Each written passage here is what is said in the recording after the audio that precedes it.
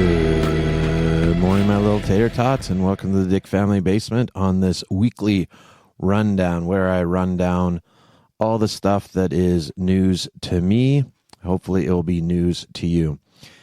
In the description here, I have a shared paper pile folder where you can read all the articles that we're going through. So if you want to do that right now and just skim over the articles as I'm continuing on to the program, you may do so now, or maybe hear my commentary and then read it later. Also, too, as I'm streaming live on X, my handle there, or my username, is at Catholic Mashup. So you can hear me over there and get all the wonderful updates for In the Redeemer. So we still have the 1-844 number because we met our Advent goals. So you can phone in, leave a message. Please do so. It is very, very lonely. It is at 1-844-340-5001. I am going to start, hopefully, I don't know, it's been a busy couple of weeks on my end and not really my fault. I'll get to that in a little bit later. But I am thinking of doing some videos too for In the Redeemer, maybe some streaming on X like this. But I still have to get my mind wrapped around it, get some stuff in place. So hopefully in the next few weeks, that will happen. Who knows? It's been, like I said, it's been tough, just busy wise these past couple of weeks. Some of it not my fault. Others, it's just a busy time of the year, believe it or not. It seems like every time of the year is a busy time for year for me. At least that's what my wife says. So anyways, I'll try to balance all those things. Okay, now for the sports wrapped up. We lost against the Ravens in the playoffs. Surprise, surprise. We lost 3 or 4 straight. Then we lost in the playoffs in the Ravens. Now, there is huge talk that Mike Tomlin, who I do not like as a head coach, I haven't liked as a head coach for a long time. Okay, he's never had a losing season, and I think he's been with the Steelers for, I don't know, it's been like 12, maybe even 15 years. I don't know. Anyways, and he's on the hot seat, and he should be, especially this year. It was poor, right? But that's not how the Steelers work. That's not how they roll. Okay. If people may be looking from the outside to the Steelers organization, up to this point, the Steelers, I don't think have ever fired a head coach like since Chuck Noll. Okay. And that's in like the 70s and stuff like this. I don't think they have, and unless I'm mistaken. But anyways, they really just pick a head coach and they stick with it. That's just the culture of the team. They're a very middling team in the sense that they're good enough to play the first round of the playoffs, but never good enough to get beyond that. So we'll see. We'll see in the offseason who they get. I'm pretty sure Russell Wilson is done in a Steelers uniform. I don't know if they want to get Justin Fields out there again. He did okay. I liked what I saw from him. Who knows? It's all kind of up in the air. Now, what's everyone's second favorite team in the NFL? It's the Lions. So we're all Lions fans now. Okay, and that's all my tater tots out there. I don't really care who you cheer for. You definitely are now a Lions fan. You definitely are not a Ravens fan or a Kansas City Chiefs fan. Okay, those are wrong. Okay, T-Wolves, they lost to the Warriors yesterday by 1 point. I don't know. I've been hearing that Julius Randle might be up for the trade or whatever. I'd be open to that. I think this year is going to be kind of a middling year. Even if we start rattling off lots of wins and stuff like this, maybe try to get some assets for him. He's having an okay year. He just does not fit with the T-Wolves. And to be very honest, I don't know if what they had last year with Karl Anthony Towns would have fit this year either. I don't know. I understand the trade. I understand why the trade was good financially and everything else. Even team building, it was good too. But right now it's not working. Do I see a trade in the future? Probably not, but I kind of hope so. The Bucks are up and down. They beat the Magic, which is good. So are they back? Not really. They're old. And they need to play at an elite level like every day in order to get wins under their belts. But do they have it in them? I don't know. So those are the two NBA teams. And why don't you phone me at the 1-844 number and tell me who's your favorite football team / basketball team. I could even go hockey team. I don't watch hockey, but what's your favorite hockey team? I really like sports for a lot of different reasons. But yeah, it's pretty awesome. That being said, one of the things that is keeping me a little bit busy, I coach a elementary school basketball team, St. Agnes Spartans, and we just won our first game. We're under the microscope a bit as a team in the league because I'm pretty outspoken. I'm pretty I don't know what the right word is, but I definitely coach during the game. It's like this, and our fans are pretty active, let's just say, and it kind of rubs some of teams the wrong way. And it's like this, and it's not on purpose. I take it really. I love coaching basketball. I love working with the kids and everything else. I have a wonderful teacher that helps me out. I have another person. He's out of high school. He's helping me out this year too. It's just awesome. I love it. I love doing that. But it can sometimes rub people the wrong way. Anyways, to make a long story even longer, we won our first game. It was pretty awesome. It was a good game, but we definitely won that game. We were pretty dominant. Okay, so there's some other things that happened this week that I'll get to the disputed area. So right now, let's just pile into the articles. So I have 4 articles. One was an old. Let's just start from the bottom, actually. One of them is the old. I have an old. Sorry, an old Maclean's magazine. One of the things about the old Maclean's magazines, they're quite long.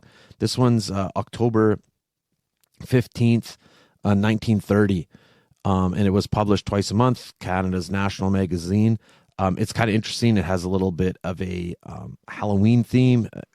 Please, look at it. I'm not going to describe the front of the magazine, but I encourage you to go see it just for the kind of humor and the culturally improper sort of depiction there. What's kind of interesting is that there's an article about the rugby league that was happening at that time, which is pretty awesome. You don't see that anymore. There's lots of long formed stories and articles there.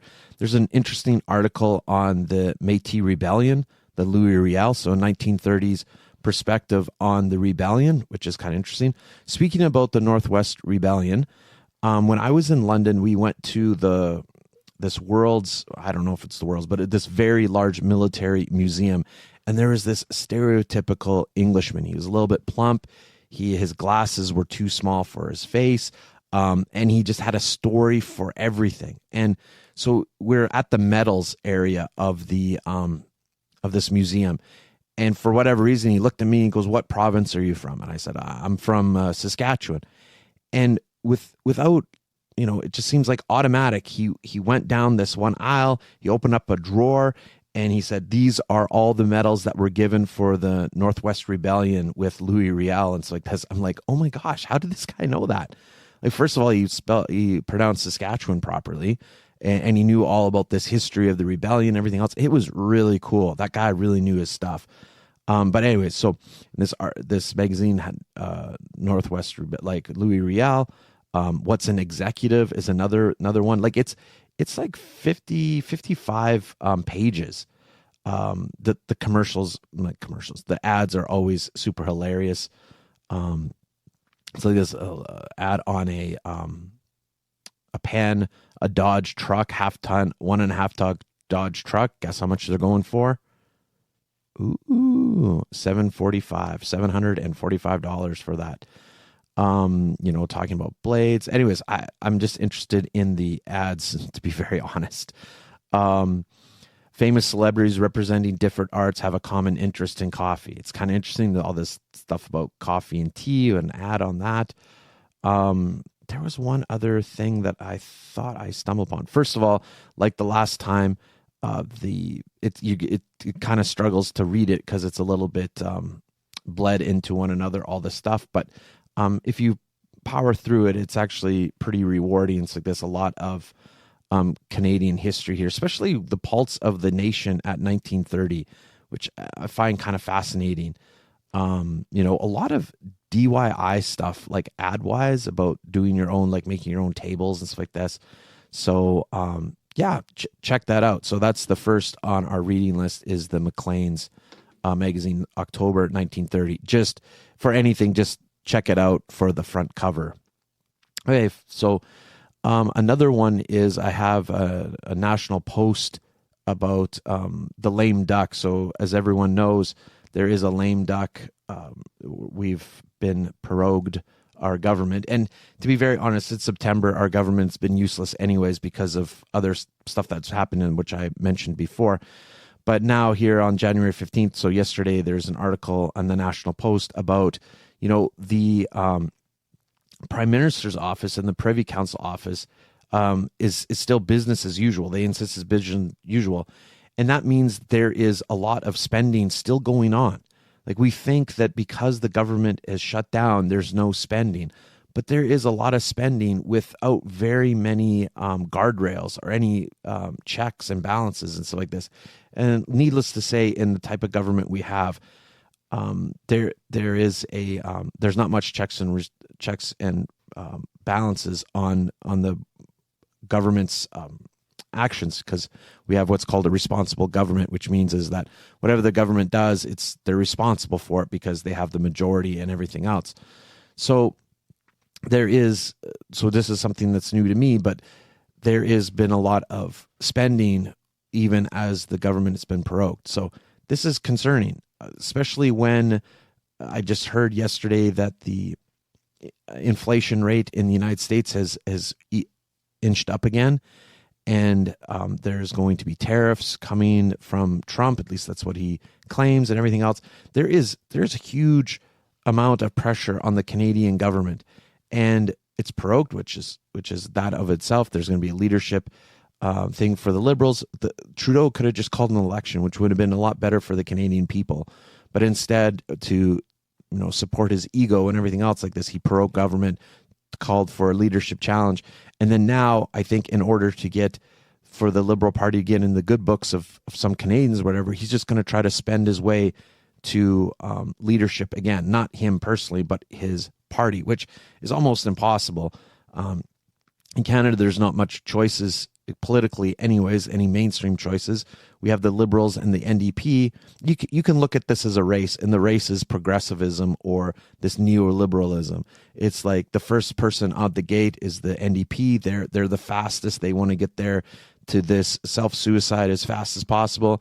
Then you have the Liberals that are a little bit slower, and then you have the Conservatives, which are slower yet. So basically, they all have the same worldview. They all have the same sort of dispositions in the world. They all have kind of, I believe, anyways, the same political ideology. It's just that they want to get to those places slower. So it's a good article from National Post. I do like a lot of the National Post stuff. But yeah, the next one would be another National Post article on the same day talking about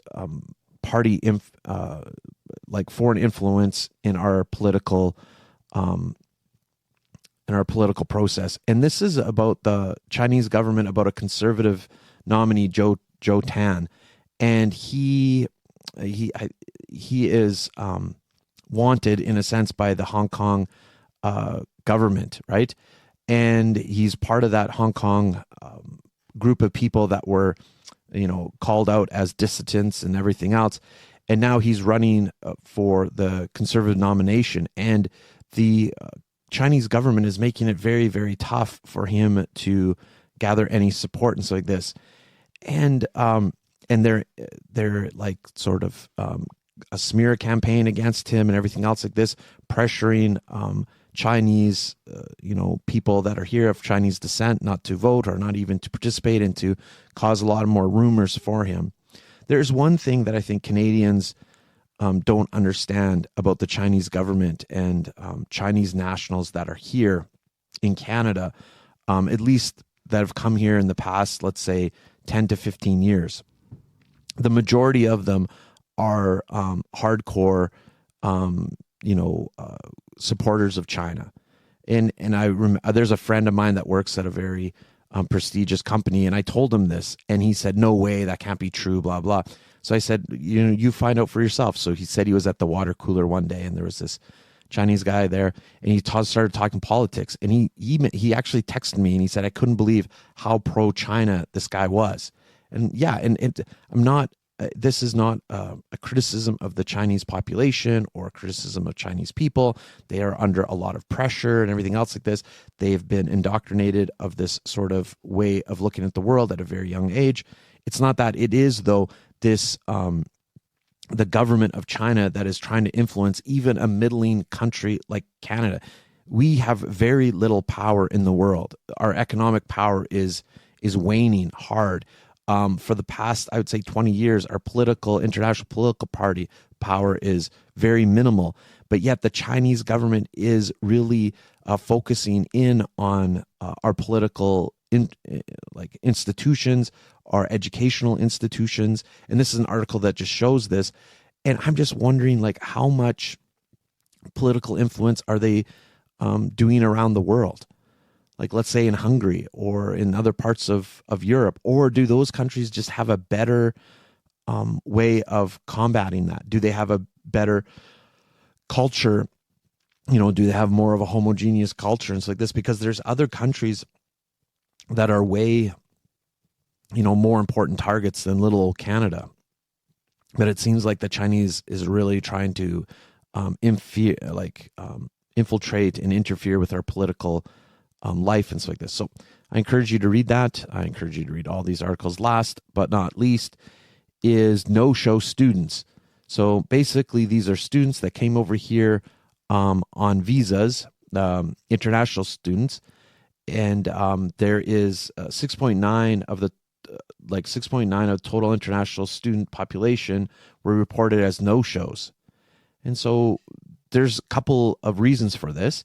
One of them is that the no-shows might not have even came to Canada, which it doesn't really go over that in the article at all. But we have 50,000. It's kind of mind-boggling. 50,000 international students. That's 6.9% of the total international student population. Man, we've had a lot of students come into Canada, and my wife works at a post-secondary institution. And, there will be in the fall, there will be a clawback. There'll be, probably some cuts within the college system and stuff like that, because we just won't have all these foreign students coming in. But what's interesting is, so there's no-shows. There is almost 20,000 Indian no-shows, close to, 4,200, China, Iran, Rwanda. Rwanda is on there too. Sorry, I speak English like it's my third language. Trust me, it is my first. So what's interesting is that some of the reasons for the non-compliance no-shows. So I think, and it doesn't talk about this article, but are we sure that these students actually got into Canada? So I think the assumption is that they do. They've been here, but I don't know if that's part of this statistics like this. But what's interesting in the article, it says the Indian students might have been involved in schemes to illegally cross into the United States. And so the majority believe to be working or seeking permanent residency in Canada. So they get here, they don't go to school, and then they right away apply for PR, permanent residence. And there's increased international students claiming asylum in Canada. So basically the student visa was just a means to an end to become a permanent resident here, which I think is a huge problem. I think when we talk about immigrations like this, and I was talking to a few people about this, and Trump is saying that wants Canada to be the 51st state and everything else like this. But the real question is, and hopefully maybe those kind of questions and threats or whatever will motivate us as a people to say, look, what is a country? Right? Like, all these countries are coming here to seek asylum and stuff like this, and like, is our country just like an idea, right? Just like, if you believe in these things, which I don't even know what they would be at this time, then you become a Canadian. Or is it something more than that? Is a country more than just a set of beliefs? Is it a culture? Is it something that is very difficult to transfer in a sense, and that we need to be, and because of that, we need to be very judicious. We need to be very, what's the right word? Very cautious about people coming into our country. And it's not because we don't like immigrants or anything else like that. It's because to be part of Canada is something special, something different from where you come from. So it's another interesting article about our immigration situation here in Canada, and it really talks about the problems of that. So then our next thing is what games I've been playing. It's like this. We've been playing lots of games. Catherine now is, for some reason, really wanting to play board games. Last night, I think, is the first time we did not play a board game in probably a couple of weeks. Like every day we've been playing something, especially Gemblo, which is an abstract strategy game. You lay down tiles. It's actually quite fun, and it's quick. I think that's why she likes it, kind of brainless. Before I get any further, too, if you want to comment on those articles we talked about, please phone our 1-844 number, which is 1-844-340-5001. So Gemblo, we've been playing what's called Battle Sheep also, which is kind of fun. And so this, in the next few weeks, hopefully they told me in this month there's a particular game. So my last sort of kick at the can for having some, to buy something is going to happen when they get this particular game in, this Burning Banners at Board Game Bliss. And when that comes in, I'm going to probably buy maybe a couple more abstract strategy games because it seems like Catherine really likes those. Hopefully we can get some more different games up and running. But it was fun. And like I said last week, I played Campaign Trail with my nephew. Hopefully we can get a rematch of that. I really encourage anyone that's interested in those types of games, kind of like this, like real life simulation, like it's a simulation of the American election. And it's quite easy. It's the first game we played was quite long. It is a little bit on the long side for what it is, but it's still pretty fun. I really like it. It's not as good as 1960, but it's up there. 1960 is a little bit more complex. But yeah, hey, if you want some board game recommendations or whatever, please leave in the comments below or phone our 1-844 number. Books I've been reading. Okay, so I need to read, as I'm still reading that Traveler magazine, and also too, as I'm working on that general instruction of the Roman Missile class. It's going slow too, but I need to read another probably 25 pages of the Traveler, which is this book I'm reading. And once I do that, I'll give kind of a little proper review on it. But it's been taking me so long, not because it's a bad book. I really like it. It's just trying to find time to read. So yeah, that's kind of what I've been reading, what I've been playing board games, and what I've been watching. So these past couple of weeks, we've been watching Abbott Elementary actually on live TV. So every Wednesday at 7:30, Abbott Elementary has a new episode. So Seraphy and I've been watching that. So this is actually the first time, like, I can think of, like, probably at least 20 years, like since we've been in Kindersley, that I've actually watched a show like kind of like this, like on live with commercials and everything else like that. And it's because we have and it's, of course, we don't have cable or anything else like this. It's this Amazon TV or whatever, Amazon Prime. It has it on one of their live channels. So we've been watching it. It's kind of interesting. It's kind of interesting to see commercials like that or whatever. Yeah, it's been fun. I've been liking it. But other than that, that's all we've been really watching. We've just finished up Night Agent. What is it called? On Call. Catherine and I have watched the first episode. I don't know. Like I said, if you have any recommendations for TV, please let me know because I'm always looking for that. Okay, the disputed area. This is going to be quick and long both at the same time. This past Monday, I had a flat tire after I was due to graveside at the funeral home. So funeral home drove me to the cemetery with them, to the graveside, come back home. Come back there. It's a flat tire. Okay, this is our second flat tire in a couple months, a little bit ticked off, a little bit PO'd. But so I phone them up. It's always good to deal with Honda roadside assistance or whatever. My disputed area is that it's about me. It's about when do you, like, I'll just describe it, and I don't know how to kind of summarize it. But anyways, I get this thing. It's going to be 3 hours. Okay. And last time I had my tire changed, it said 3 hours too. And it was a tow truck out of Regina. And it actually wasn't 3 hours. It was more like 2 hours that this tow truck came. So they told me the tow truck, it's in Moose Jaw. I'm like, there's no way it's going to be 3 hours. I'm just going to wait, right? Because that's what you think. And after an hour, you think, okay, like whatever. But 3 hours passed, they didn't show up. So I phoned, complained, and then they said, okay, it's going to be another hour. I'm like, what, another hour? And then it didn't show up then. And it was basically, I was there for 5 hours. Now, if I knew that, my disputed area is, I wish I would know the whole, total time before I start waiting for it. Because if I knew that, then I probably would have phoned Sandra, or even the guys at Musha Funeral Home offered me either to give me a ride or that I could borrow one of their vehicles until the tow truck comes. But my fear is I was going to be somewhere doing something and the tow truck's going to arrive and then I'm going to be hooped, right? I didn't want to be there.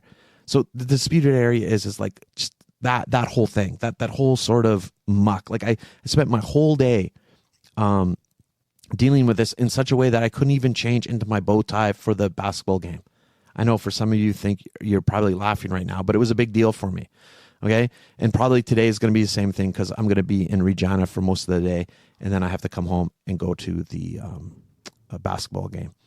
Anyways, I don't know. That's just a disputed area. I was really ticked off about it. The guys at Honda, everyone was good, right? Even the tow truck driver, he was a good guy and everything else like this.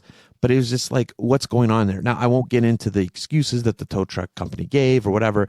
Just the matter of fact that the guys at Honda were pretty ticked off too and put some complaints on that. So I just hope I don't get any more flat tires. Okay, inconsequential hot take. A steak in an air fryer is awesome. Okay, that's what I was doing last week. I made a steak in the air fryer from frozen. It's pretty awesome. How do you do it? Just lube up your steak, put it in the air fryer at 400 for 8 minutes, take it out, put seasoning on it. And so like this, I flip it over, whatever, put it on for another 8 minutes. That gives you a good medium rare, more maybe on the rare than medium. You can put it in a little bit longer, which I did for Catherine's yesterday or 2 days ago.